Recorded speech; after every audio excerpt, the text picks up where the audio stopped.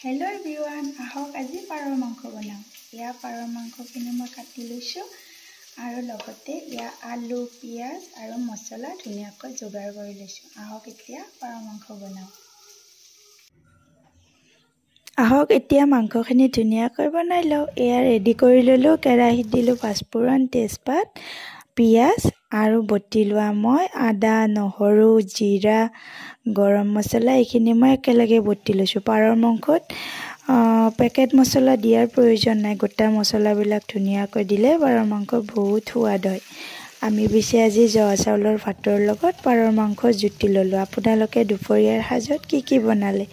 আজি পিছে Sunday special. আপোনালোকে কি বনালে কমেন্ট কৰি জনাব আৰু মোৰ প্ৰফাইলটো ফলো কৰি দিব। লগতে মৰম দি যাব আগলৈ, তেতিয়াহে মই ভিডিঅ'বোৰ দিব ভাল পাম।